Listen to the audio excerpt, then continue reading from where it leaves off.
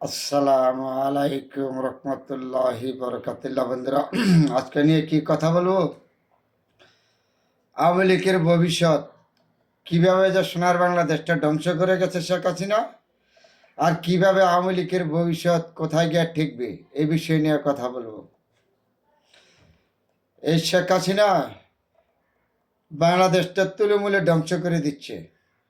আপনার অর্থনীতি দিয়ে ধ্বংস করে দিচ্ছে, রাজনীতি হানাহানি দিয়ে ধ্বংস করে দিচ্ছে, মানুষকে নির্বিচারে মানুষকে হত্যা করছে। এই দেশের কোনো সংবিধান বলতে কোনো জিনিস শেখ হাসিনা রাখে নাই, সব ধ্বংস করে দিয়ে গেছিল। যতগুলি সাংবিধানিক প্রতিষ্ঠান ছিল, সবগুলি সংবিধান প্রতিষ্ঠানগুলি শেখ হাসিনা ধ্বংস করে দিয়ে গেছে। এই কথাটা কিন্তু আমার মুখের কথা না, বিভিন্ন রাজনীতিবিদদের মুখের কথা এবং সুশীল সমাজের কথা, বুদ্ধিজীবীদের মুখের কথা, এ দেশকে যারা ভালোবাসতেন তাদের মুখের কথা।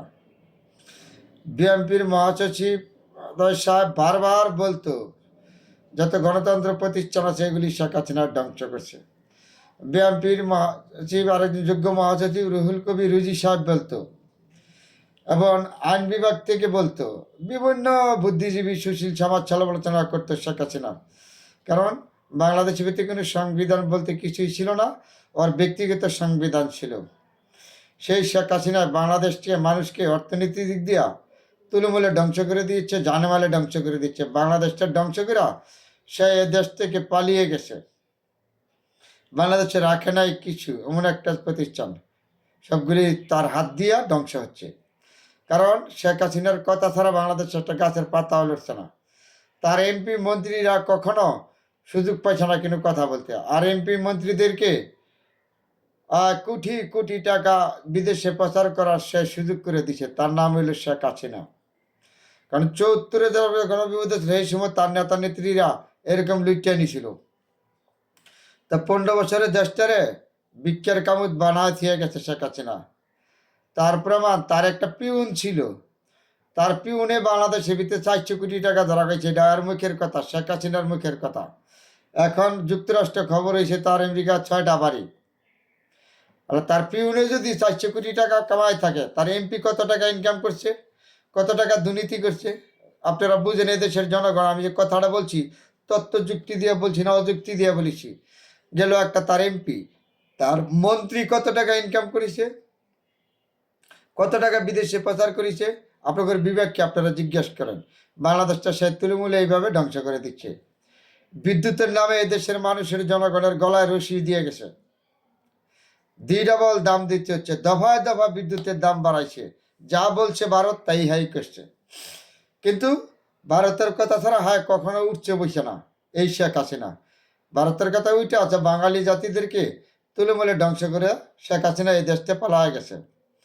শুধু জনগণকে ধ্বংস করছে না, বাংলাদেশকে ধ্বংস করছে না, ধ্বংস করছে তার দলের নেতা কর্মী যারা ভালো মানুষ ছিল তাদেরকেও। তার প্রমাণ আপনাদের হাতে কাছে দিচ্ছি।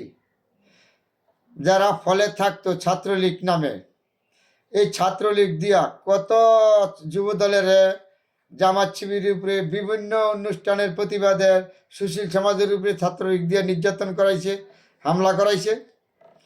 সেই ছাত্রলীগ আজকা ফসা হয়ে গেছে গা, ফসা লীগ হয়ে গেছে গা।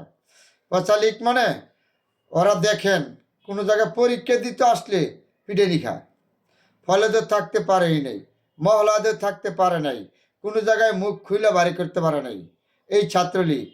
শুধু এই ছাত্রলীগগুলি মানুষদেরকে মানুষ না, হাউসি মানুষ। এই মানুষগুলি লেখাপড়া করে, অনেক ছাত্র আছে ছাত্রলীগ আমার পরিচিত আছে, ওরা মাস্টার পাস করে অনার্স পাস করে বসে রয়েছে। এই ছেলেগুলি আর চাকরি হবে না। কেন হবে না? কারণ শেখ হাসিনা এখানে দলীয় কারণ করে গেছে, তাদেরকে দিয়ে অকর্ম করাইছে, কুকাম করাইছে, আকাম করাইছে।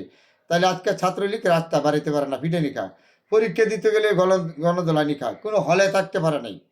কারণ এরা তো আকামুকাম করছে, ভালো কাজ করে নাই। শেখ হাসিনা তো তাদেরকে দিয়ে আকামুকাম করাইছে, তার কারণে আজকে ফলে থাকতে পারে নাই এই ছাত্রলীগ। তারপরে বলেছি এই দেশটার তুলমূলে ধ্বংস করে দিয়ে গেছে শেখ হাসিনা। শুধু দেশ ধ্বংস করে নাই, আওয়ামী লীগেরও ভালো মানুষ যারা ছিল তাকে ধ্বংস। এই শহর থেকে গ্রাম পর্যন্ত আওয়ামী লীগ এই শেখ হাসিনা দলীয়করণ করে প্রতিহিংসা সৃষ্টি করে দিয়ে গেছে। কোনো সুশীল সমাজ, কথা বলতে পারছে না, এদেশের বুদ্ধিজীবী কথা বলতে পারছে না। ভিন্ন মতের মানুষগুলি এইভাবে নির্যাতন করেছে।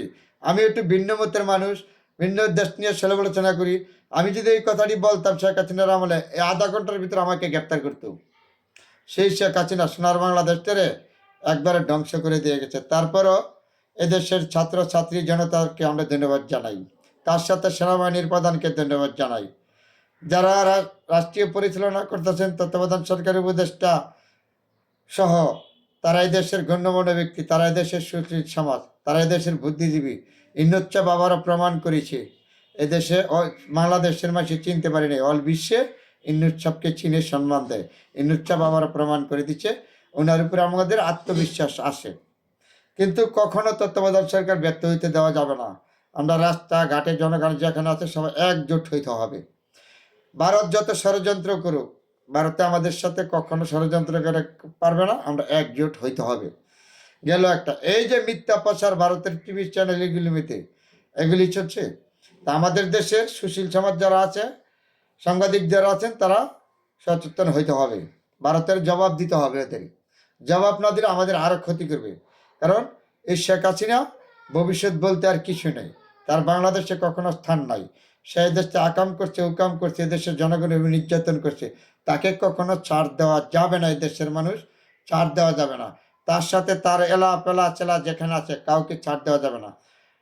হ্যাঁ, কাম করবে। ভারত এমন একটা রাষ্ট্রীয় আওয়ামী লীগকে ভালোবাসতো, বাংলাদেশের জনগণকে ভালোবাসতো না। বাংলাদেশের জনগণের সাথে কোনো সম্পর্ক ছিল না ভারতের, ভারতের সম্পর্ক ছিল আওয়ামী লীগের সাথে। তাই ভারত আজকে আমাদেরকে নিয়ে মিথ্যা প্রচার করেছে, মিথ্যা অপচার চালাচ্ছে। আমরা ভারতের বিরুদ্ধে সবাই সচেতন হইতে হবে। এই দেশের বাংলাদেশের মানুষ আমরা, হিন্দু বৌদ্ধ খ্রিস্টান সবাই আমাদের একজোটিয়া সচেতনভাবে এগিয়ে যাইতে হবে। ভারত আমাদেরকে যেন কোনো কিছু না করতে, ভারতের বিরুদ্ধে আমরা প্রস্তুত যুদ্ধ করার জন্য রেডি থাকবেন ইনশাল্লাহ।